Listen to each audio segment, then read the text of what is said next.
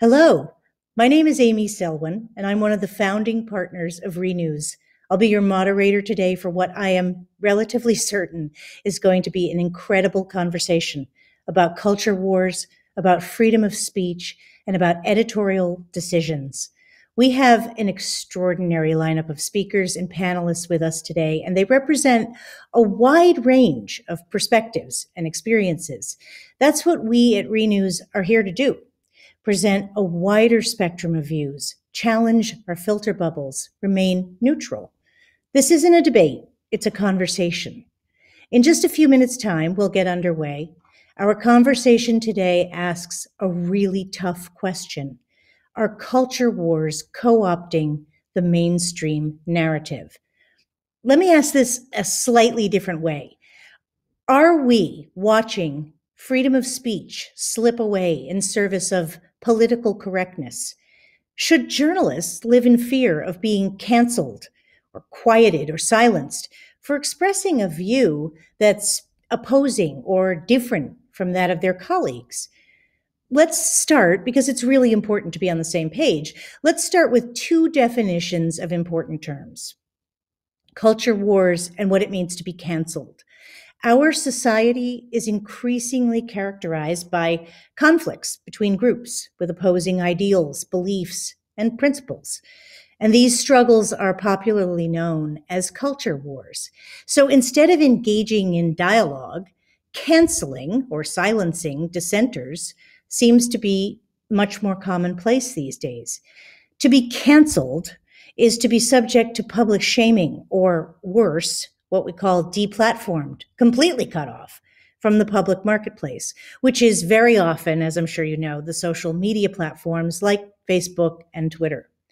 So beyond COVID, beyond pandemic, canceled was the word of 2020. It is harsh, it is immediate, and it is unforgiving in nature. Some say it's the only way to root out the bias and the silencing of marginalized people, people whose voices we haven't heard before: gay, queer, trans, Black, Latino, Muslim, women, vegan. And others say it's a dangerous, dangerous overreaction in the court of public opinion. So where does this leave the media then? How to work in an increasingly polarized world that threatens to cancel, that says, I'm right, therefore you're wrong. That's our focus. In newsrooms all over the world, and you join us today from all over the world, literally, editors face a dilemma of finding common ground. So here's the dilemma. On the one hand, there's a tradition that aims to persuade, and this is really important, the widest possible audience that it's reporting, widest possible audience, lots and lots of people, not just a narrow band, that it's reporting is neutral, or some say impartial. And on the other hand, you have journalists, especially young journalists, many of whom believe that fairness on issues that range from race to Donald Trump, to Brexit, to climate, requires a new moral clarity, that truth trumps objectivity. So is what started at universities, and this is around the world, this isn't just here in the United States where I live, or just in the UK, it's all over the world. What started at universities, book burning, safe spaces so students wouldn't be subjected to alternative views, the ratio of liberal to conservative academics, which, maybe we thought it was 2-to-1 or 3-to-1, it's largely 10-to-1. So that there's sort of one orthodoxy that's being heard in academia. Silencing of ideas that fall outside of the mainstream, deplatforming speakers, giving them no place to express themselves. Is this now actually taking place in newsrooms? Has it taken over newsrooms, or does it threaten to? Probably many of us on this call today have attended news conferences and have asked a question about, is this the new journalism? I've asked that question. I speak from experience. But the real question is, are we looking at a different definition of journalism? And just because it's different, does it make it wrong?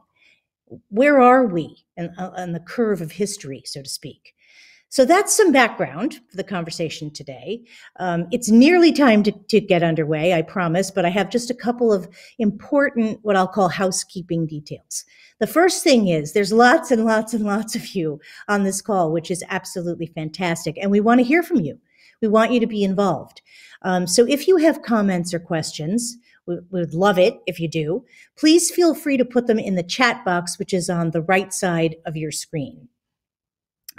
Speaking of screens, feel free to go full screen on this, because if you're looking at us in anything less than full screen, we might seem like teeny tiny little postage stamps, and we want to look our best. So if you hit the bottom right of your screen, you'll go full screen. And finally, in addition to the chat function, feel free to tweet, for those of you who are active on Twitter, that's probably most people, by using the hashtag ReNews, RENEWS. Okay, let's get started. Here's how it's going to work. I'm first going to ask our four speakers to talk about, very, very briefly, about 3 minutes each. But don't worry, you'll hear much more from them in the next 90 minutes. I'm going to ask them to talk about culture wars, some of their personal experiences, and the mainstream narrative. And then after that, we'll be joined by 3 senior news directors from different places around the world for what we're calling our reflection panel, where we'll look at these issues from the lens of what it means to set editorial policy in this environment and make coverage decisions.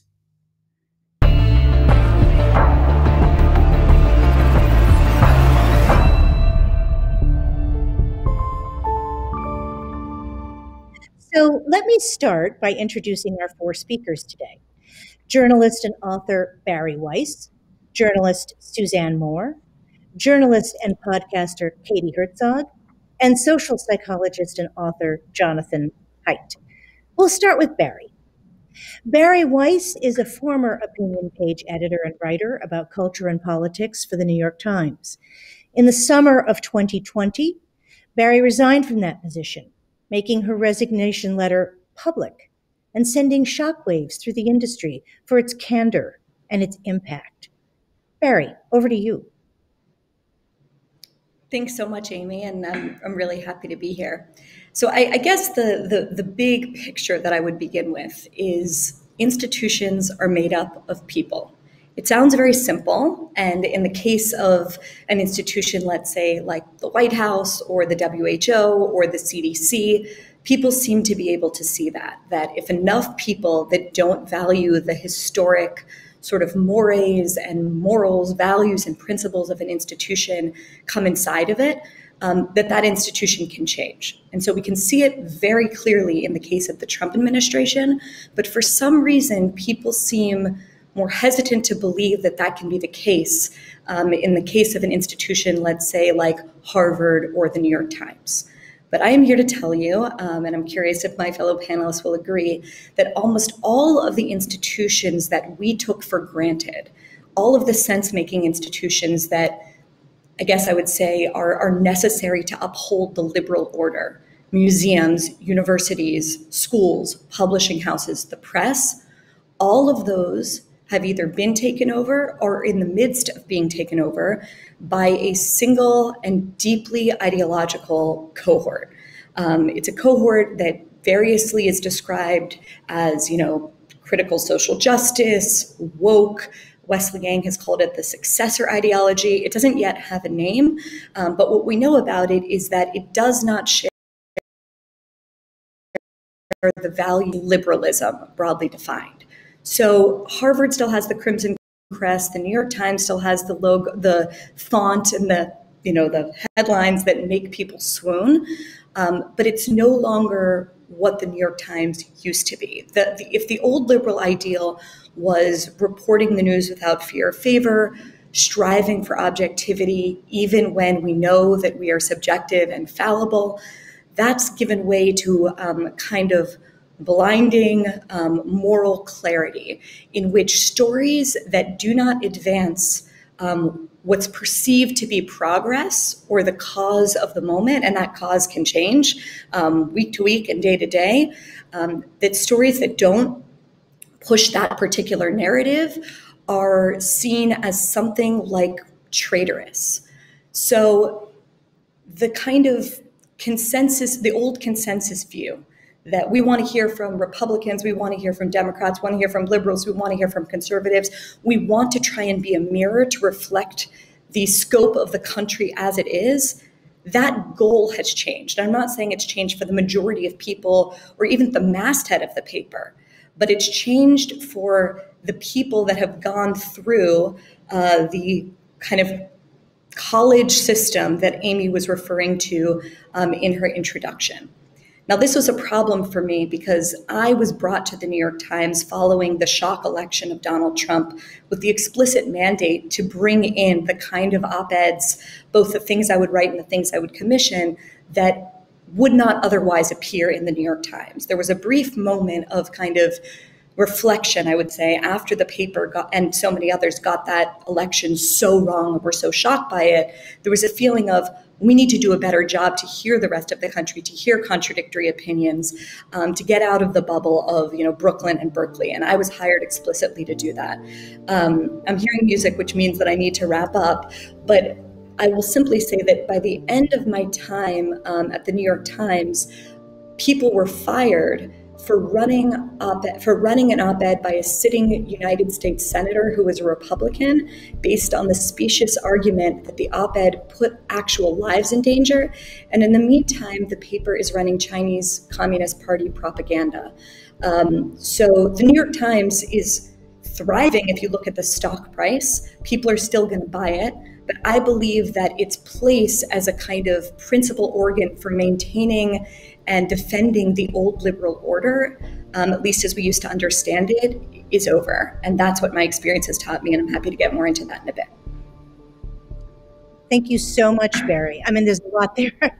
And believe me, for those who are wondering, oh, couldn't we hear more? Couldn't we hear more? We're going to hear more. But we're first going to hear these brief statements from each of our speakers. Our second speaker is Suzanne Moore.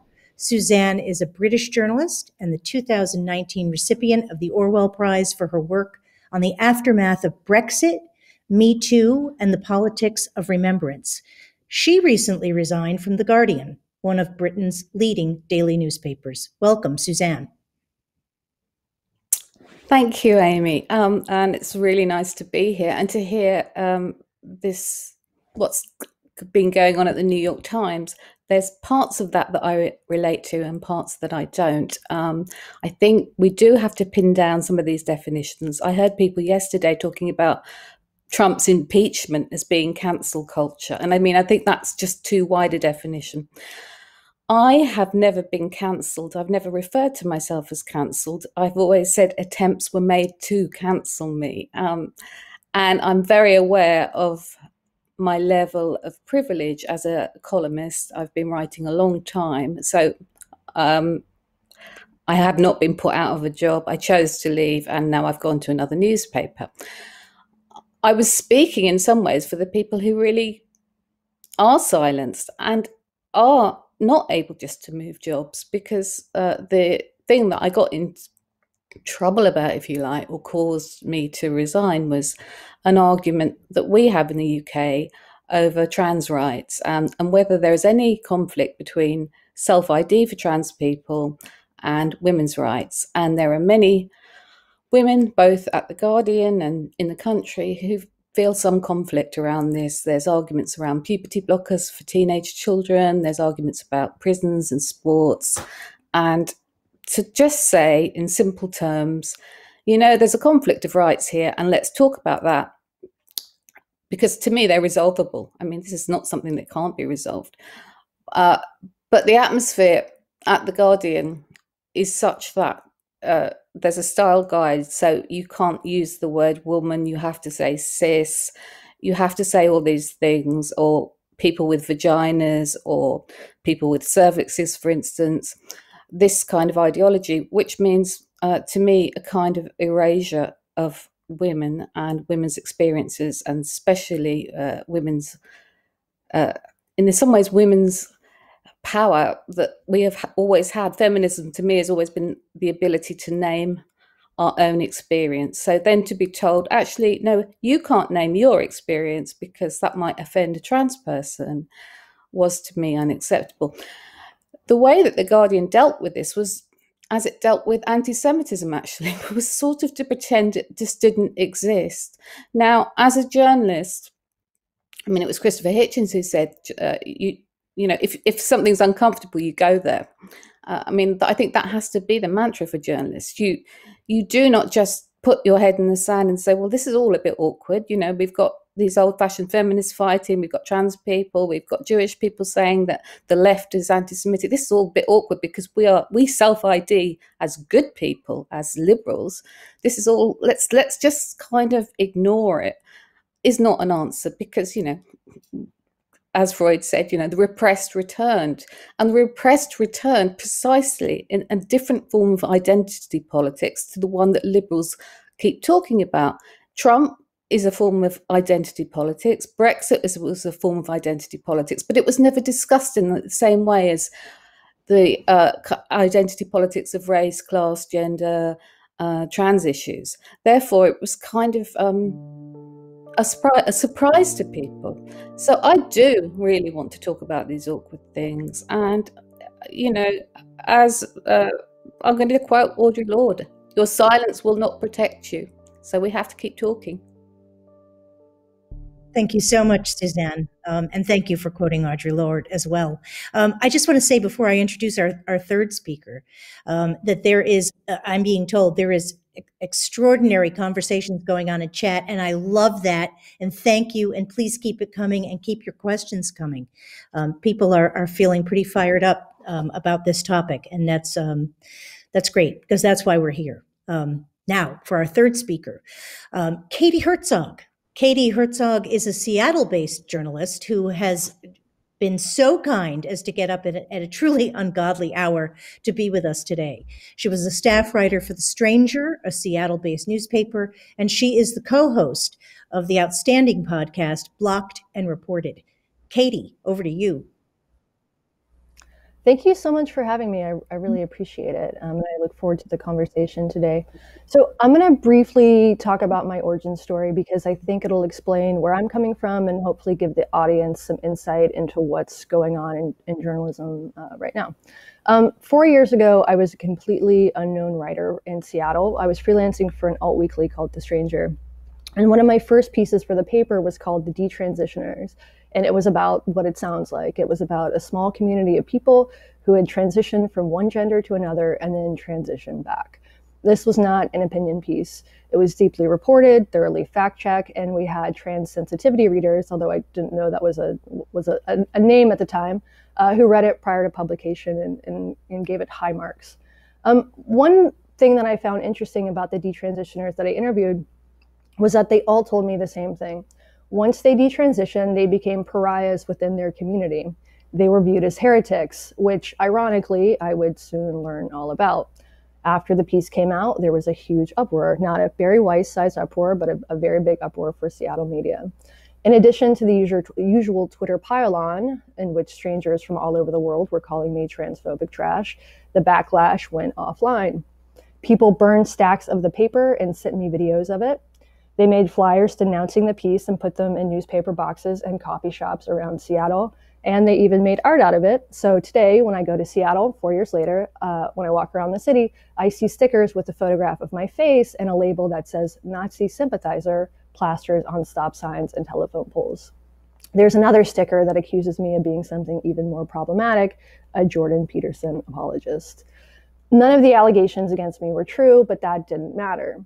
After the piece came out, I was treated as though I were a subversive person. This obviously had major impacts on my life. And ironically, it's largely been good for my career. One of the reasons I have an audience, one of the reasons I'm here today is because of the campaign against me. I sometimes think I should send my critics a fruit basket because they've been doing free publicity for me for years. But personally, I experienced what others have termed a sort of social death. I lost friends I'd had for years. People actually turned their backs on me in the street. And I was denounced in public forums by friends and strangers alike. I actually learned something of what the detransitioners I interviewed went through, because the same thing happened to me. If I were slightly less stubborn, I probably would have quit writing and become an accountant. What happened to me was more dramatic than many cases like this, but it was not an anomaly. And the reason these stories are important is because when other people, including other journalists and writers and commentators, see how those of us who stray from the party line are treated, it sends a message. It says, don't write this, don't say that. Editors see this as well, and it impacts what gets published. Like Suzanne, I'm not arguing that I've been canceled or silenced. I haven't been. I do have several examples of being censored throughout my career, which I'm happy to talk about as well, but I've never been silenced. I am arguing, however, that a free press that is unwilling to tackle difficult issues out of fear is not free at all. And this is not just bad for our industry, this is bad for our society, and it's bad for our democracy.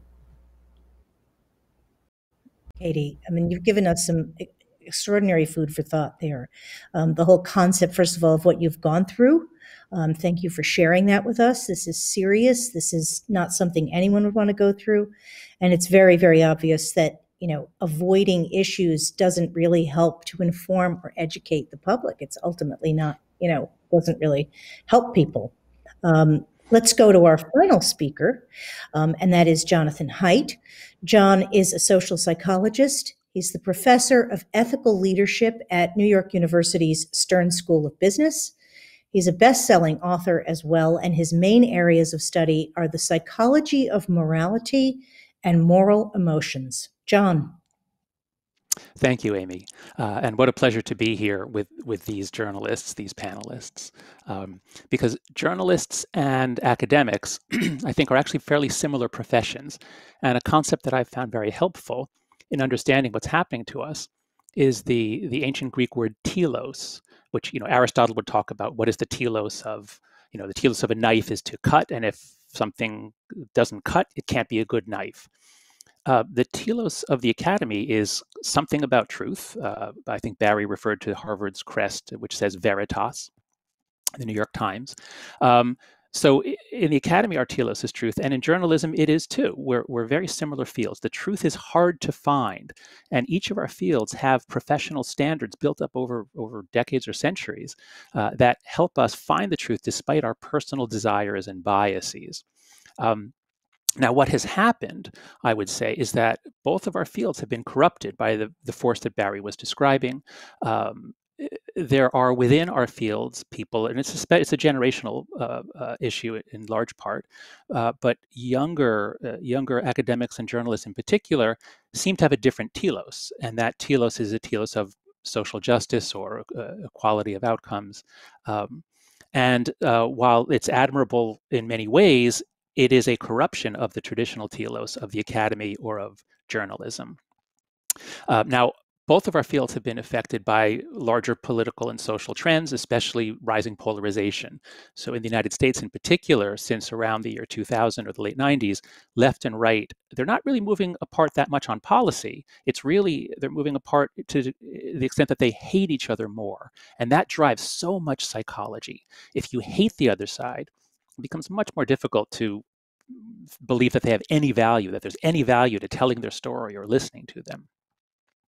And then corresponding with this rise of polarization and sort of interlinked with it bidirectionally is massive changes in the media ecosystem, beginning with cable news, cable TV, and then cable news, Fox News in the 1990s. And then, especially after 2009, social media. Social media, when it started in 2003, 2004 with the Facebook, it wasn't particularly harmful. It wasn't polarizing.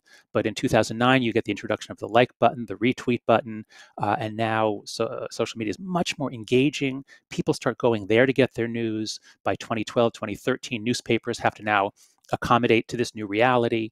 So as I see it, the informational system really changed between 2009 and 2011 or 12 in ways that set us up in universities for widespread protests and the introduction of this more social justice or woke ideology, and of course in journalism for the reasons that the previous three speakers have mentioned. So I would just add, as a social psychologist, I'll just add a couple of terms that might be helpful here.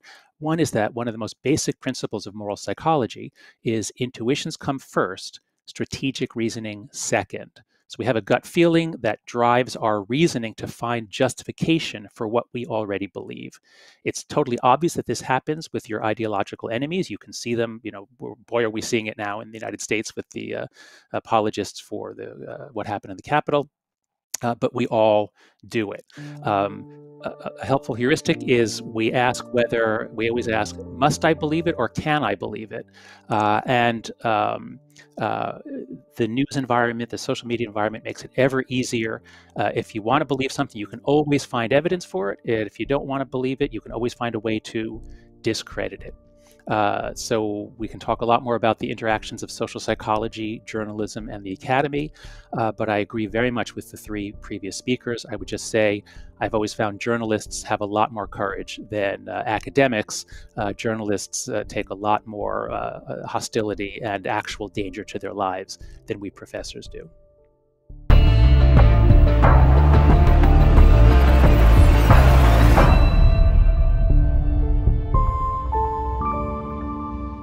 So first, a tremendous thank you to Bari, to Suzanne, to Katie, and to John. And I know it's a little bit like the Oscars, when the music starts playing in the background. We have to keep it short, but I promise we're now entering a portion of the show where we don't have to keep it short. And I want to just give an instruction here, which is please make my life nice and easy by everybody talking a lot, but not at the same time. If you talk at the same time, it's chaos, and I will interrupt you, and it will not be as fun as if we all get to say something and listen to each other. So please don't wait for me to ask the questions. Please speak to one another. I'm here to steer and to help, but let's start a real conversation. Obviously, you've given us some incredibly important and seriously thought-provoking ideas just in these short presentations. A couple of things to just summarize, and other people may have their own views of what some of the key points were, but I think some of the things that we've heard is that, it's difficult, it's increasingly difficult to have the awkward conversation, to cover something that might feel awkward, and it might be easier to just simply, as Suzanne mentioned, just skip it. Don't go there. It's too difficult. It's incendiary, as Bari was talking about, and also John and Katie, that, maybe you shouldn't even try to cover it if you're going to be skewered, in the public marketplace on social media. A second thing that we heard is that, hate, actual hate, and we are seeing this. Yes, John is absolutely right. We're seeing this in the U.S. Big time, but we're seeing it around the world, that this unwillingness to listen to one another, this bordering on an inability to listen to one another, that hate is a strong driver in a polarized society. And it comes back to this concept of, if I am right, you have to be wrong. There's not a middle ground. We're losing the centrist position, and people are moving further and further, either towards the right or to the left. And when the center is reduced, then that wider audience that we talked about reaching, who are they? Because the center is actually getting smaller. And I think, the third thing is that there is a perceived but also a real threat to people, to journalists, and possibly to academics as well, but to journalists, for covering, for choosing to cover a story, and then for the way in which that story is covered. There's a real threat, or there may be a perceived threat, and we're talking about shutting down conversation socially, and that's not good for public intellectual health. So that's just a very short wrap up of what I've taken from these remarks. I'd like to throw the first question to Bari to kick it off. Invite everybody, as I said before, to please join in. Apparently, there are lots of questions already brewing in chat, so I'll be bringing those in as well. And we'll have a short, maybe 10, maybe 15-minute conversation before we bring in our reflection panel. So, Bari, here's the question really for you, which is, you've said that, and others have said the same thing, that stories are chosen and they're told in a way to satisfy the narrowest audiences rather than to allow a curious public to read all about the world and draw their or our own conclusions. So this is kind of a hard question, but where does this start? Is it that the audience is demanding this? Is the newsroom responding? Is the newsroom starting this? How does this all get started, and who's driving it? How do we break this vicious cycle? Well, I think first, and John alluded to this a little bit, going back to cable news, but you need to look at who is the real boss of the newsroom. If, let's go back to the halcyon days before the internet existed.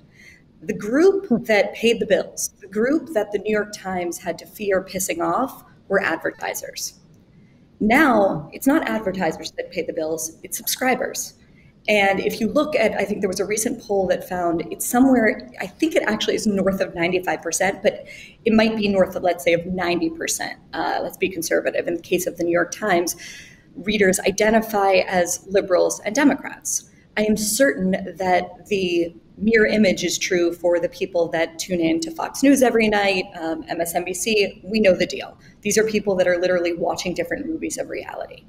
And it's a little bit like the term audience capture has been used to describe this, but if you think about it, it's a little bit like giving people their hit of heroin. If you're a New York Times reader and you're a New York Times editor or writer, you know that you're going to please your readers and that you're going to probably have a viral story if you say that, you know, for the 4,000th time, that the orange man in a White House is a malignant, maniacal president. And so the incentive is there from the sort of base economic perspective. Then you have to layer on top of that, and do not underestimate the power of this, the power of the dinner party, the power of peer pressure. It's not just about the things that make it into the newspaper and the kind of ideological shading that they have, and we could go on about that all day.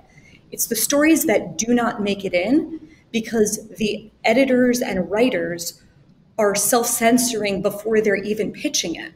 Because to get to the place where you're even pitching it, you're thinking to yourself, wait, okay, it might be a really interesting thing to write about whether or not trans people should be able to compete in sports competitions or in the Olympics or whatever. It's a really complicated, interesting, morally complex topic.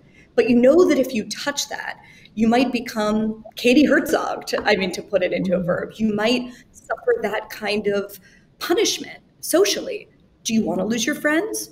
Do you want to have your face plastered all over, telephone poles in your city calling you a Nazi? That sounds terrible to me.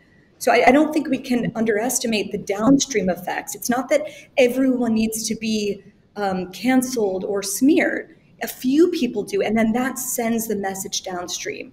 There's an email that I got when I was still working at the Times, and I'll stop the answer here because I've been going on too long, from a young, and this is a liberal writer, and he wrote to me, I never thought I'd practice the kind of self-censorship I now do when pitching editors, but I have no power to do otherwise. For woke, skeptical young writers, banishment and rejection await you if you attempt to depart even in minor ways from the sacred ideology of wokeness. I used to live in China, where I worked as a foreign correspondent, and these dynamics are eerily similar, he writes, to aspects of the Cultural Revolution. So it's those, I think it sounds strange to say this because we live ostensibly in the freest society in the history of the world. And yet I hear from closeted people every single day. And I'm not talking about Trump supporters or conservatives. I'm talking about liberal people that write me, I am scared to be outed as a classical liberal in my newsroom or at my college. That is how radically the Overton window has shifted.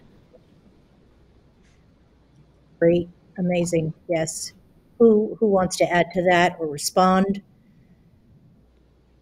I will. Yeah, I think that this whole issue of what's a threat, who is safe, do words make people feel unsafe? When you're as old as me and you've actually had death threats when people bothered to get letters and write them to you and send them to your house and the police came round. I mean, this is pre-internet. And you think, well, that's a proper death threat because that's from a fascist organisation and they know me and they're phoning me up at home.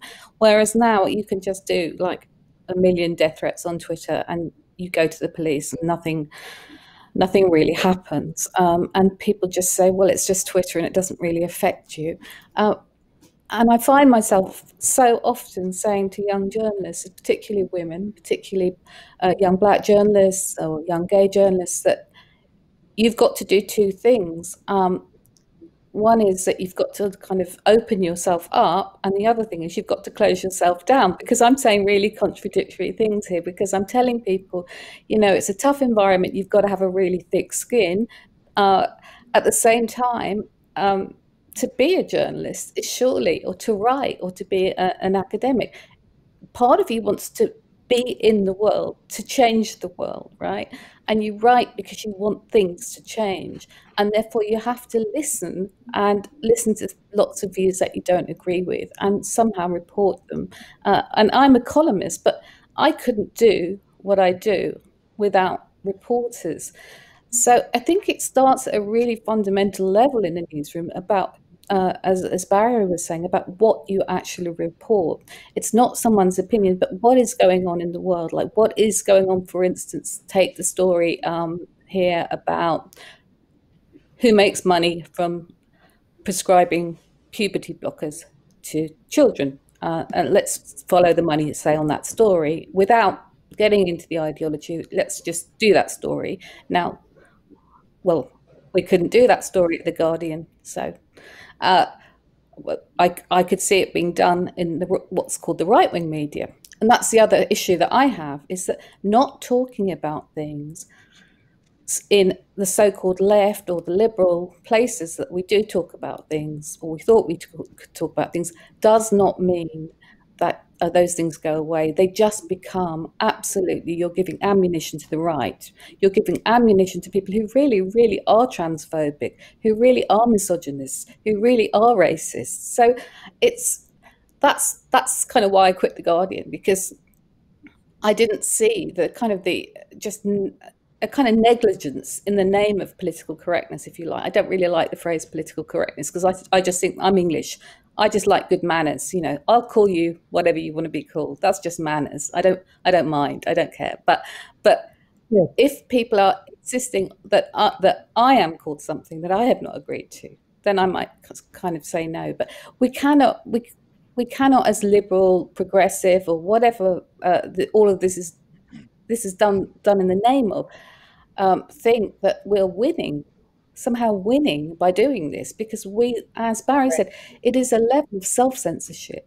And if you're not a prominent journalist, but actually working in a classroom and you're getting into trouble about what you're telling the kids, you really are in fear of losing your job. And in some ways that bothers me much, much more. And I get loads of support and I get emails every day from people like that.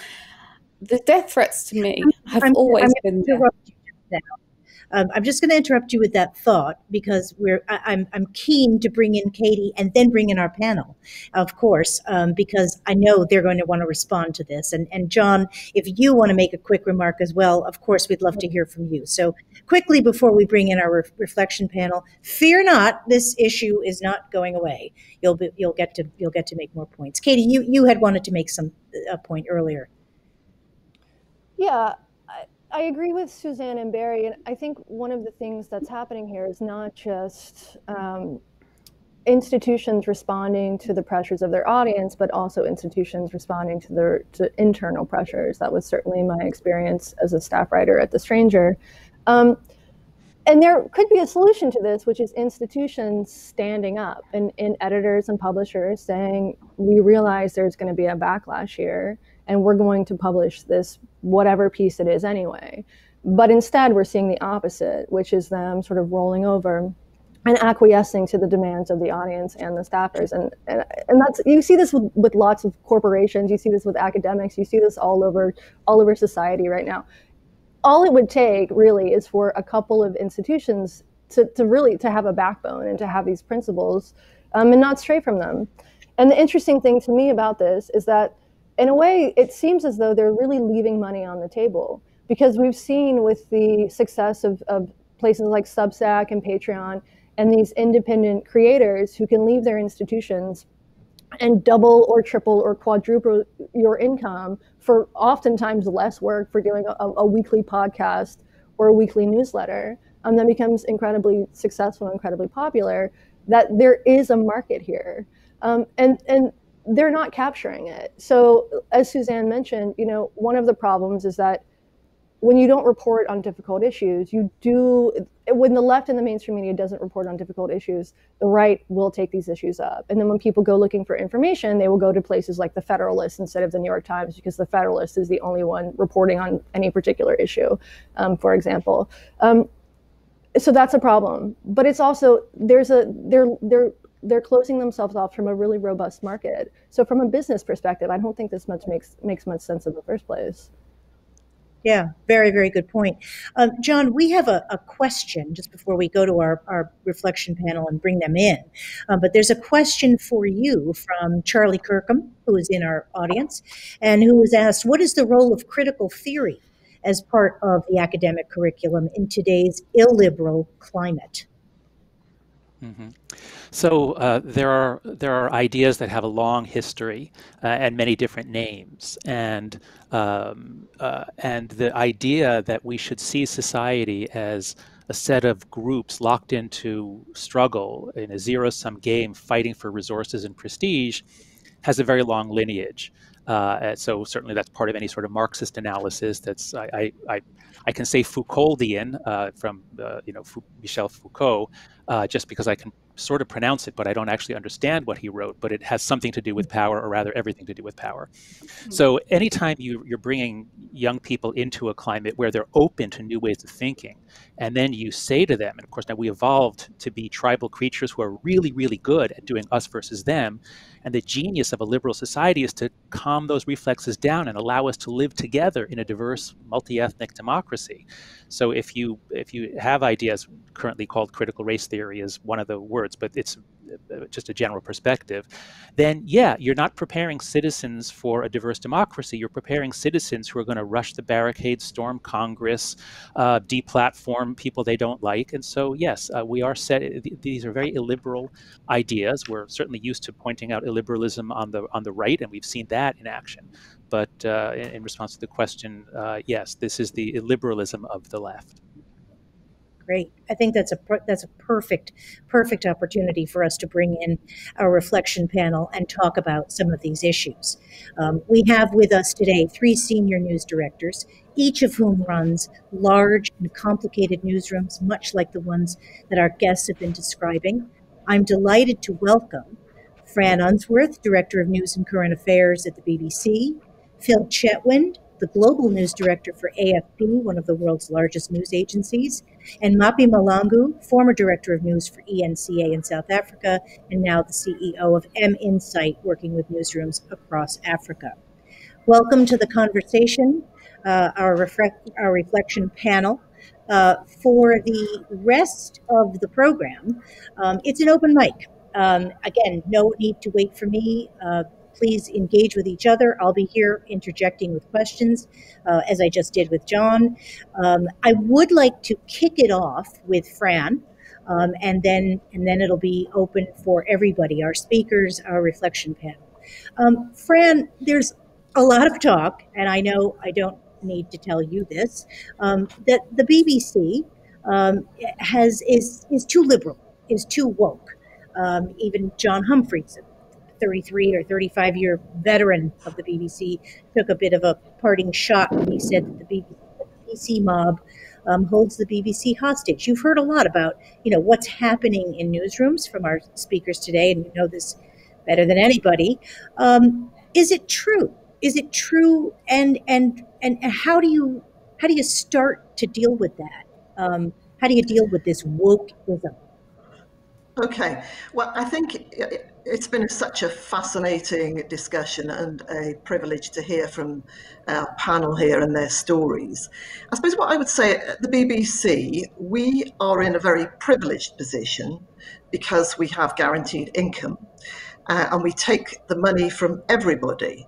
And that, of course, gives us quite a lot of responsibility too, because therefore, if everybody's paying, then everybody has a right to see their views, their opinions, their beliefs reflected in our output. And I do think that there has been a growth, particularly among some of our younger journalists, as has been expressed by the panel, about the desire for more social activism as part of their journalism. So we are dealing with this, but of course one person's social activism is not the same as another person's social activism. So it's our job as editors to really explain to our journalists what their role is. It isn't to make everybody think the same, because nobody ever can think the same. It is to help the public and audiences live with their inevitable differences. And I think that, as Jonathan expressed it really well, when you add a very noisy social media space into this mix, where young journalists come in and they're used to living their lives in public and expressing their views in public, and actually we have to say to them, no, I'm sorry, but that's not the role of the BBC. You can bring your editorial thoughts to meetings, and we want them in meetings, and we want a really diverse range of views, but actually we're not really that interested in your views when it comes to putting them on air. But that, with social media, is quite difficult. Plus, also, I think there's another factor, which is the collapse in local media too, which I think sort of built communities which were more diverse. So there's lots of factors going on, and I think that we do struggle with it, there's no doubt, in getting a full range of views across our output, which is why we have felt the need recently to have a reset over this issue and really restate our position on impartiality, what our values are, and put in some training and editorial processes for our journalists to really understand what their role and mission is in these areas, which is not about expressing your own views on air, but using your reporting skills to show. And that is much more important than telling. And I really agree with Suzanne, when she said about, we have to talk about the awkward things. That is fundamental to the role of the BBC. And we have to enable our staff to have that conversation as well. I mean, just one other point. It doesn't mean, of course, that things don't change over time. And we have to be alert to the fact that things which were acceptable 10 years ago now aren't acceptable, or vice versa. We are there to reflect, prevailing morality, which is quite difficult because, of course, judging where it sits is not straightforward, particularly in a very polarised environment in which we now live. But, I do say to our journalists at the BBC, if we don't get this right, and of course we don't always get it right, but if we don't try and get it right, then we're going to have to hand the money back, because there's no point to us. That's the space in which we inhabit. I'll stop there. Yeah, no, very, very, very good. Who'd like to go next? Who'd like to pick up this conversation? Okay, I'd like to just build on up. Ah, beautiful. I love that when 7 people respond. Okay, let's start with Phil. I heard Phil, I heard John. Who else did I hear? Okay, we'll start with Phil. And Mapi, excellent. I'd love to come back to this point, I think, that Suzanne raised at the beginning, which Fran has mentioned now, which is the difficult issues and the ability to talk about the difficult issues now. Because I think this is an area where we all agree, where we have to be able to create an environment in every single news organization, public university, online forum, and so on, where we can take on the difficult issues. And I think at this point, it's also worth thinking a little bit of a mea culpa for some of the media in the past. I think 2016, the Brexit referendum, the Trump situation in America, I think, there was a certain sense of mea culpa amongst some media. I think we felt it here. There was a need to look very carefully at our failings, perhaps, and our fact that maybe we didn't represent the population well enough, that we weren't diverse enough in our recruitment, that we weren't diverse enough in our opinions, that we weren't diverse enough in our geographical situation. So there was a certain sort of sense of understanding that we got some things wrong. And one big question I remember that maybe was slightly buried was the immigration discussion. I think the fact that it was impossible to talk, or we didn't do our job properly in having open discussions and good journalism around the immigration discussion, led to some, really bottled up and difficult discussions around 2016. Well, one example I remember very clearly was the European migration crisis in 2015. And the idea, for example, that if you lived in a small Austrian village with 90 people and you'd been there your whole life, and suddenly in the local gymnasium they were suddenly housing 2,000 Syrian or Iraqi refugees who'd made this long journey escaping war from Syria, that was a destabilizing effect on that community. The fact that you were destabilized by it and had some opinions on it didn't make you racist, didn't make you on the other side of this discussion. So, I think that the point we learned then was just the need to be able to have that discussion, because if you do bury it, you're really going to end up in trouble. Yeah. Thank you, Phil. Mapi, let's go to you. Yeah, I just want to follow up on Bari's input regarding the question of who is the boss when it comes to media, and the fact that it seems like the commercial business model of many mainstream media houses or institutions is that is targeted on its subscribers, and those subscribers become the boss. I will also like to also touch on the issue of silencing and how does it happen and how does it manifest itself. I think in a country like ours in South Africa, and probably in a number of countries in our continent, the irony is that if you look at cable news, like in South Africa, we have 3 24-hour channels. All of them are in English. So already you are silencing the majority of the audience, because the majority of the people, because if you look at South Africa, for example, the most spoken language is Zulu, the second most spoken language is Afrikaans. So how are those people who speak those languages under the English are going to be presented in those platforms, and who will own their narrative? So you find that already the narrative is owned by very few. It's owned by the people who have gone to institution, English-speaking institution, and the story is told in English. So you already have isolated one part of society, and then an issue of ideology, which I think is an international issue where people get silent because of different ideologies. And in Africa, often those ideology is around personalities and is around factional politics, and because we haven't found a perfect business model to sustain traditional institutional media, you are finding a situation where who owns and whose voice is heard are the owners, who might have a media organization that doesn't have money, but they have different other interests in their stable where they get money to sponsor media. And what happened in this situation, that media organizations sometimes are used as a pawn by media owners to get the voice, to get the attention of people who are making decision that will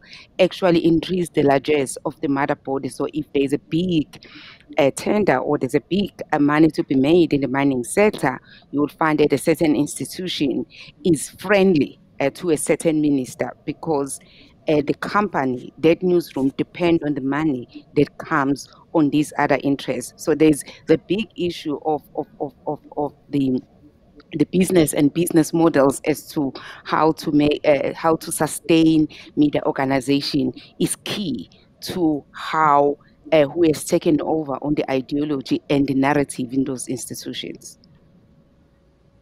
Thank you, Mapi. You've used the word ideology. We've heard it's ideologically driven. We have a question. Apparently, there's several people have asked this, and they've asked this of Bari, and others may choose to join in as well. Thomas O'Neill and Hillary Easton asked the question, is there a litmus test for ideological versus not ideological when someone works in a newsroom?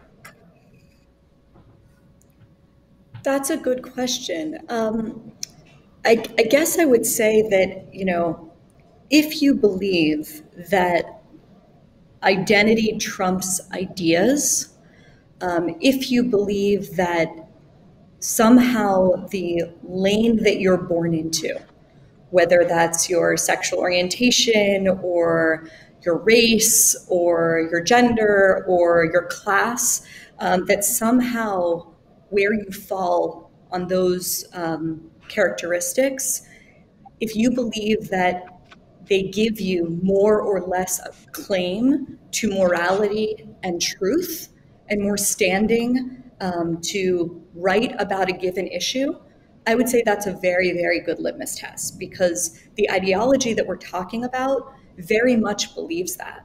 And so just to give you a particular example, this is a tiny example, but there's sort of a rising group in the US of, I don't want to call them dissident Black intellectuals because they're not dissidents, but in the mainstream they would be. People like Coleman Hughes, Thomas Chatterton Williams, John McWhorter, Camille Foster, just a really interesting group of people that I wanted to do a group profile about, probably way before I left the Times.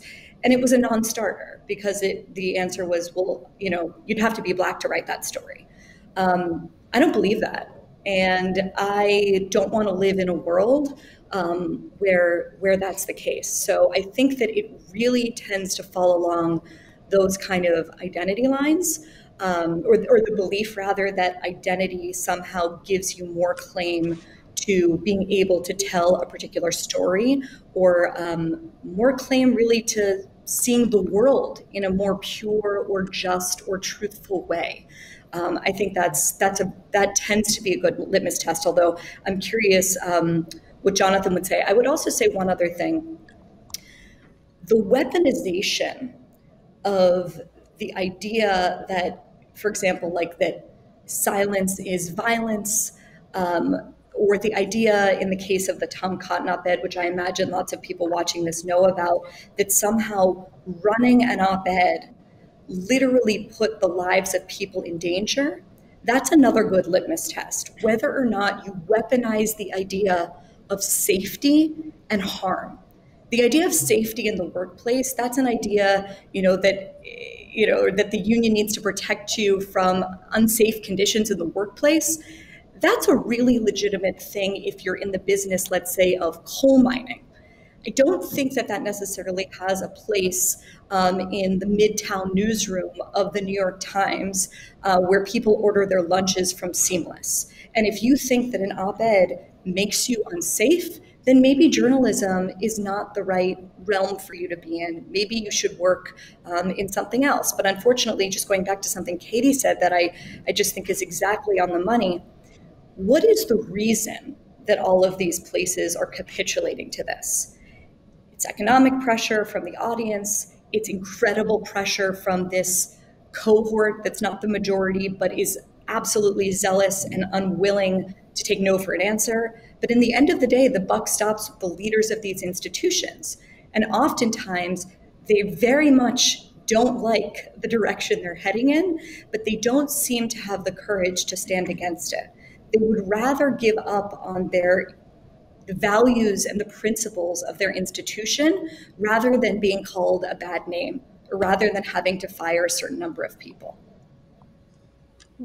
Really interesting. Yeah, would someone from the reflection panel like to comment on that? I'll come in on that. I think it's a really interesting point that Bari makes there about the constraining effect that kind of lack of diverse approaches would have. I mean, I think though that if I take the BBC, then if we don't stand up to one way of thinking, then we are going to be attacked from the other side as well. So we have to make that clear to our staff and help them understand that this is part of their job to be coming at it from many, many different perspectives. I think that really what we're sort of what Bari was talking about here is, identity trumps ideas. This is a kind of, we need to reassert enlightenment values in newsrooms. We need to assert dispassionate reporting. We need to say that feelings are not the same as facts. We need to say that we're not really interested in shutting down editorial conversations because individuals in newsrooms might be offended. We need to actually be more dispassionate in how we approach our jobs. And that I think is an education. And I do find that when I explain this and when we do explain this to our staff, because of the environment in which we work at the BBC, they do get it. We employ lots of really, really clever young people. The safety, I was thinking on the safety issue. I used to spend my time thinking about the safety of journalists in war zones and how to give them the right equipment to protect them. And now, actually, what I have to think about is how can I protect my journalists in the online space from a pylon, which actually they find incredibly, awful. And some of our journalists, particularly, we have a young journalist working in the disinformation sphere, some of the things that are said to her are absolutely appalling. And this is something which I think all managers also have to think about and try to deal with. And I don't think we've quite got any answers yet to that. Thank you, Fran. I would just chime in and say, oh, sorry. Jonathan should go first. No, go ahead. Okay, all right. I was simply, you go. Okay, we'll go to John. Okay, so one thing I've learned from studying morality and moral judgment is that you shouldn't take people's moral arguments literally. People are engaged in various games, and that's part of what's going on in newsrooms. Is there are multiple games going on, and one game is how do we report the news accurately? Another game is how do we fight fascism or racism? And we'll adopt whatever arguments come to mind that seem compelling.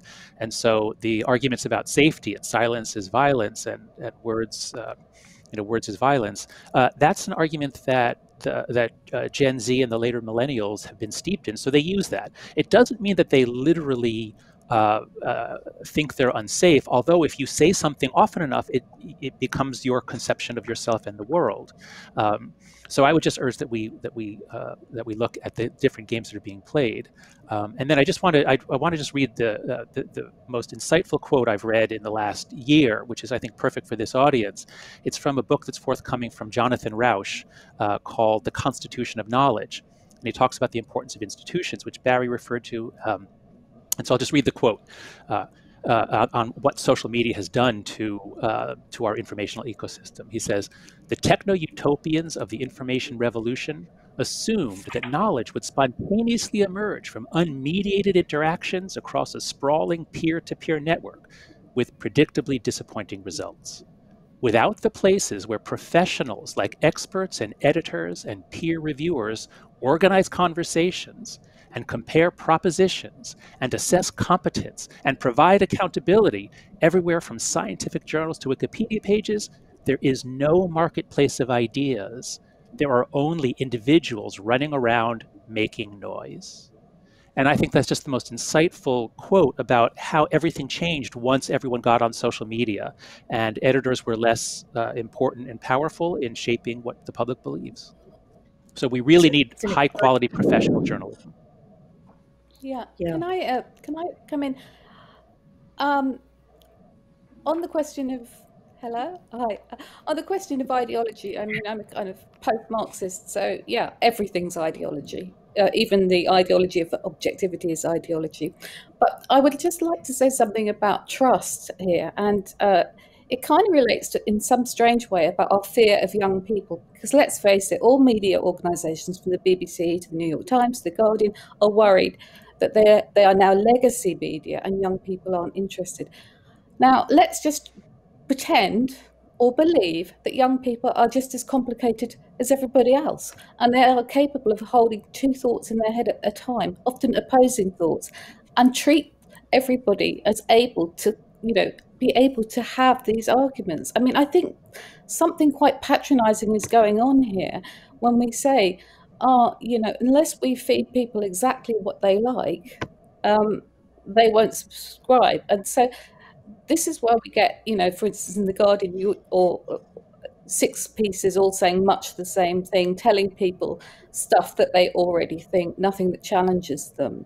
And this is why something like Substack does make money, as Katie said, because it isn't mediated, and so you feel that somebody is telling you the truth, and then you make your own mind up. And there's there's a kind of lack of trust of our own audience now, and I think that's really freaking out a lot of journalists and just making them very, very kind of conformist. I just want to add one thing to, I'm a big fan of John Rauch, and I can't wait to read that book. But one of the things social media did was that it allowed the public to see very clearly the biases of people that before that were faceless, kind of unquestionable authorities. And when you see that the person, let's say, that's editing the Middle East news coverage believes X and Y and Z thing, it leads to the collapse in the expertise of that editor and of that news source ultimately. And so I think one of the reasons that you have, you could call, I guess, Substack and Patreon and the podcast in this kind of Wild West world, people running around making noise. But I think in a way what's happening, and I hope institutions will grow out of it, is to pick up on what Suzanne is saying. People are increasingly distrustful of institutions, but they're essentially following it's strange to think of it this way, but like journalists as gurus. Like they believe certain people, or they'll believe certain people on a certain topic. So they'll believe Glenn Greenwald's takes on the First Amendment, or Katie Herzog's takes on culture, or someone's takes on religion. And right now, that's kind of the intermediary solution. But ultimately, I don't think it's reasonable for the normal person to subscribe to 30 newsletters and 10 podcasts a month. The question is, and I think this is the really exciting question, is in a realm in which so many of the old institutions have kind of rotted out and people don't trust them anymore, can this kind of heterodox group that has sort of self-deported from the old world find a way to pick up the flag of the old values and build new institutions? I think that's kind of the question of the next decade too. I think the biggest impact of social media to journalism has been the demise of that wall between reportage and editorial or opinion. Because when I watch what happened at Capitol Hill, I watch in real time journalists in terms of reporting what is happening. And if you report to what is happening in that scenario, you should know that you don't know what is happening because we have a view of at least 3 cameras. So you don't have 380 degrees of what is happening there. But they were trying to editorialize as everything was coming. And the challenge with that is that you get the cop that was trying to move away people from going to one position of Capitol Hill to move them to the position where they were authorities, they were law enforcement authorities. Immediately, because we didn't get the full story, he was accused of, look at this policeman running away from the protesters. He wouldn't have done that if there were black protesters. So the biggest challenge for particularly cable media is that you cannot editorialize in a live when you have very limited information. And that is what we have done. And what does a descendant viewer does? Immediately that person change the channel, and that person is robbed of information. So this growing trust deficit between the people that we serve and our profession is we're not going to reduce that if we continue to blur the lines between what is reportage and what is editorial and opinion. Because there's nothing wrong with journalists being activists in a column or in an editorial. That's what you do. But if you are writing an article and you are reporting on something, for Christ's sake, give your viewers information so that they can make educated decision about what you are reporting, rather than inserting your view at every given opportunity. Great point, Mapi. One thing I'm concerned about is our increasingly narrow echo chambers. And the three reporters here, Bari, Suzanne, and I, all sort of self-deported from our institutions, and part of that had to deal with the social sort of pressures within these institutions and feeling like you're either being censored or your colleagues don't like you because of your opinions, and that can become a very difficult working environment, as the three of us all experienced. The problem, though, is if these institutions are not hospitable to the heretics, to the heterodox thinkers, to the people who are willing to say unpopular things, and we all self-deport to places like Patreon or Substack, where we can make a better living and we don't have to deal with colleagues, and it can be actually a better work environment for us as reporters. The problem, besides the fact, as Bari mentioned, that every consumer can't, pay $10 a month to Glenn Greenwald's Substack and Bari Weiss's Substack and mine and Suzanne's. Financially, it's not a very good value when you can get the New Yorker for $40 a year or whatever. But the other problem is confirmation bias, right? So it allows us to only read the people who we like. And one of the reasons Bari in particular was, I think, so despised, sorry, Bari, but despised at the New York Times was because she was being fed to an audience that was not receptive to her message, which is the exact audience that needs to see the message. And so if we're all divided up in our own little narrow sort of our own companies, essentially, the only people who are going to pay me for my content are people who are inclined to agree with me for my content. You don't hate listen to my podcast.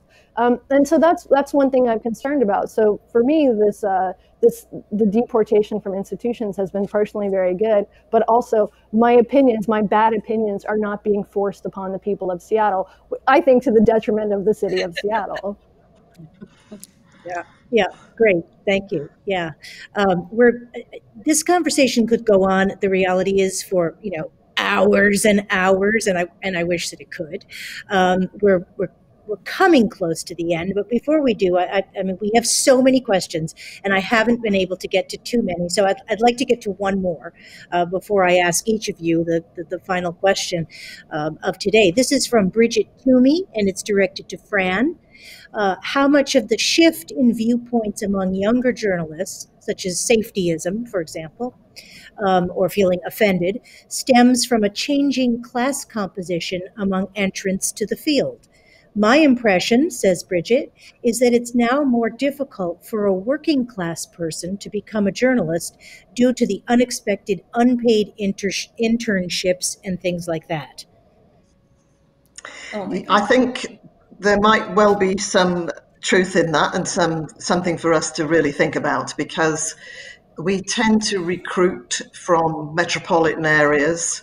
And in the UK, it's possible that people in metropolitan areas, well, we know they don't necessarily think the same as people in other parts of the UK, rural areas. So our job, therefore, is to make sure that we can pull in a much wider range of journalists to go to those editorial meetings and come up with a different way of thinking. But of course, you have to, as an editor, allow I hesitate to use the term safe space, but I mean safe for everybody to come up with the uncomfortable and make people in the room think in a different way. So that's the challenge for editors, that they can create an environment where everybody can say what they like, and some of it will get on air or onto our website, and some of it won't. That's the job of editors to decide and sift. Right. Well, it's an excellent answer to what really is an entryway to the last question I'd like to ask each of the 7 guests. It's the same question. I'm going to ask you to be short but fascinating, as I know you will be. And here it is. And I'll give you a little bit of a heads up. Phil, I'm going to start with you. So, you be thinking. Imagine that it's 1 year from today, and we reconvene for another ReNews conversation. And we're excited about, not everything is perfect, but things seem to have improved. Things seem to have gotten somehow better. What changed, and how did the change come about? So this is a hypothetical, but it's a practical question. And Phil, let me start with you. And we'll go around. Well, I hope one of the things I hope will change is probably our ability to get to really address this key issue of how we interact with social media, and in a much more sort of nuanced and balanced way. I think that's one of our biggest challenges at the moment as newsrooms, as journalists, as individuals. There is this sort of frenzied online environment, and we haven't been able to find the right balance, nuance between capturing all the richness of what is out there and taking the richness and using it for our stories and ideas and so on, and sort of being intimidated and caught in a sort of online hate mob, which creates a lot of the issues that we've spoken about today. Obviously, there's a huge amount going on in this space just in the last week with various deplatforming of various people and so on. But to me, that is key. Society is still grappling with this issue that seems to hang over this whole discussion. Thank you. Thank you. Okay, let's go to Katie. What changed? Sure. This is a very optimistic question, so I'm writing some fiction here, some speculative fiction. Someone else has mentioned this, I'm not quite sure who, but one thing that I'm worried about, and one thing I don't have a solution for, is the collapse of local media, at least in the US. And this is a problem, not just because this means that city councils don't get covered in small towns over America and school boards don't get covered and things like that. It also means that the papers that traditionally acted as the sort of training grounds for beginning reporters have dried up. Those jobs have dried up. And so instead of going from your local paper to a regional paper to maybe the New York Times, if you were very lucky and very talented, we have all of these digital outlets who are hiring sort of voicey opinion, people like me, voicey opinionated writers who don't have the sort of basic reporting chops that I think really should be required to work in this field. So there needs to be some way of funding local journalism. I don't know what that is. Take money from the New York Times and give it to my local paper maybe, or just get a subscription to your local paper. But I think that's something that there's a lot of room for improvement here, which will be good for communities and for journalism as a whole. Great, thank you. Okay, Suzanne, let's go to you next. It's 2022 and something moved.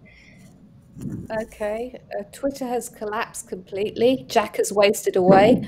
That would change things, wouldn't it?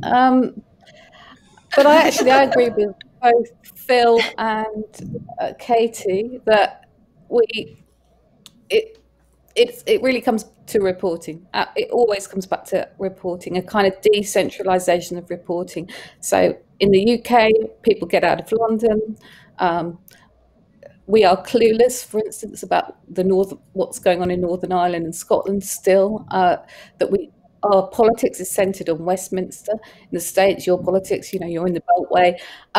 It really is absolutely key that all journalists understand that just because that's always been the convention, we don't have to follow it. And I would always say that to anybody, as Katie was saying, go and do some local news reporting, sit in a courtroom all day, listen to people on the bus. My biggest thing I always say to young people, which really annoys them, is take your headphones out. When you're out, take your headphones out. If you want to be a writer, if you want journalism, you have to live in the world, not away from the world. Great. That's great. Yeah, thank you. Mapi, let's go to you. What's changed, or how could it change? What changed is that philanthropic organization has spent sizable amount of money assisting different media institutions with training journalists on conflict-sensitive reporting.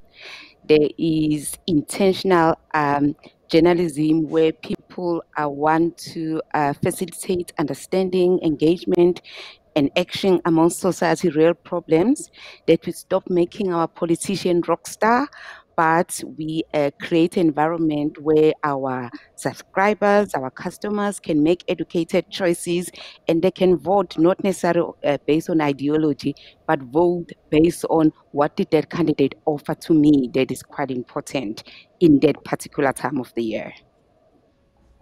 Thank you. Okay, let's go to Bari. First of all, it was a pleasure being on here with so many thoughtful people. Fantasy world, places like the New York Times hire people without college degrees. Journalism used to be a blue-collar profession. There's no reason it can't be that again. You do not need a fancy degree to go and be able to talk to people and do the kind of reporting Suzanne was talking about.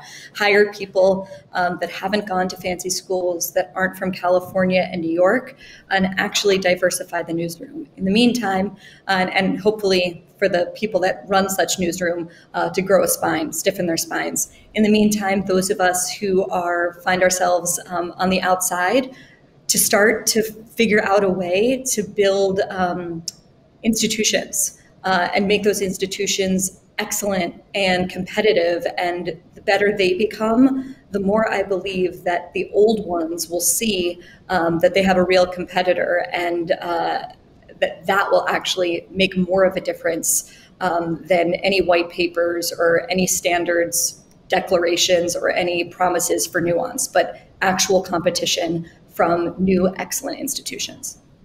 Great, great, thank you. Fran, let's go to you, and John, and I'll then turn to you to bring it home.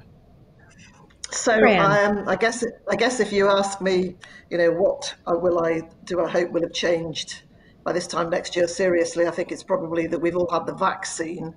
Whether COVID has driven us all mad remains to be seen, but there's certainly an element of it, I feel, at the moment.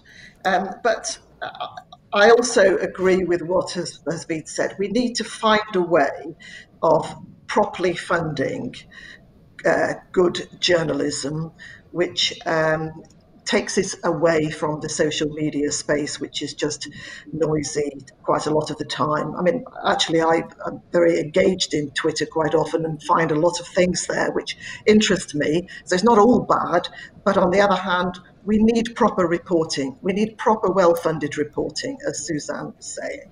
And that's what I hope will change in future. I don't know how, though. I don't have any ideas about how that would be revitalized. But I'm sure that better minds than mine could come up with some solutions on it. Thank you. Great. And John, what's changed? Okay. Yeah, well, as the only person here who's not in the world of journalism, I'll fantasize about changes in the broader cultural and political environment. And I'll fantasize that what's changed is that the culture war is calming down because the center left is winning its battle with the far left, and the center right is winning its battle with the far right. The right has been fairly monolithic during the Trump years, although we're beginning to see some signs of break now. Obviously, many of the intellectuals, the journalists on the right are anti-Trump. But I'm hopeful that the Trump faction, which is very prone to believe in delusions that they get from various media, I'm hopeful that these impeachments and the disastrous end of the Trump presidency will somehow dampen down that movement. And then on the left, which is what we've mostly been talking about, the great majority of students and the majority of journalists are, I think, what I would call liberal left. And then there's a much smaller portion, which would be far left or woke. And so I think most of the sensibility of us on this call, we can all fantasize about finding some way to coexist and restore these institutions, these basically liberal institutions of the academy and journalism that rely on their well-developed skills to get at the truth, which is very hard to find without these institutions. Thank you. That is just a perfect ending. And each one of these wishes, I think what's really powerful about them is that while they're very difficult, no question, and you've all said that. No one is asking for something that, let's all move to the planet Mars, or closing down Twitter altogether may be a difficult thing. But I think some what we heard, which is, really funding for real journalism, local news, the rise of local news, this moving back toward some sense of a center, as John was just saying, that it's not as polarized as it had been. And in a way, and this is a personal opinion, in a way, I think that polarization gets decreased as people can regain their trust, which of course is sitting at the core of this. Their trust in that what we see and read and hear and consume in media is believable, is true. And so thank you for entertaining a hypothetical question and for answering it in such a thoughtful way. As I say, we could talk about this. I would love to, but I know that we can't. We could talk about this for hours. I hope, and I'm relatively certain, this is just the beginning of a series of difficult and hopefully really compelling conversations with our community. I hope you've enjoyed it. I hope you've possibly thought about something in a new way or in a different way, and here's a really big one, just discovered that it's really hard to do that listening to opinions and perspectives that are different from our own, in some way, I think the polarization makes us kind of lazy. But this is a practice and a commitment, and I hope that thought is registered too. Speaking for ReNews, we'll be back in late March or early April. We'll be quarterly with another critical socio-cultural issue, and again, a reflection panel to take us into the newsroom, to give us that perspective and that lens. Here's a little plug, but it's a way of really keeping up to date with all the things that we're going to offer, which is please follow us on social media.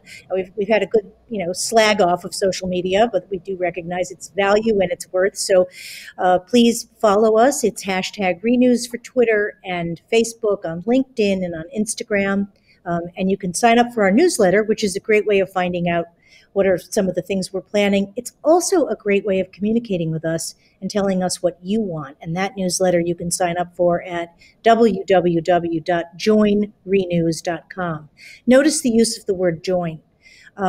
This is a community. It's going to be as good. This is our pilot. It's going to be as good as we as a community make this, as challenging as we make it. One little important note is that after this session, for everyone who's watching, it is possible to stay online to connect with one another, some of the other viewers today, to keep the conversation going if you feel like it. Just click on the button that says networking. It should be in the menu on the left-hand side. We'd love your feedback on our first conversation. So if you'd be so kind as to go back to the reception area of our platform and click the polls button, whatever one thinks of polling and its accuracy these days, that would be great. So this is always, for me, one of the best parts, not because it signifies the end, but because it's a recognition of people's time and energy and resourcefulness and creativity. And I love recognizing that. So on behalf of the ReNews team, I first want to thank our fantastic guests. If we weren't living in a virtual world, I think that line would have brought a large amount of applause. You deserve it. You've been wonderful. And you've been great to work with. I want to thank our supporters, our advisory board, our amazing crew that made all of this work. My partners in this venture. I'm the one that's here today, but there's a team, small but mighty, with me.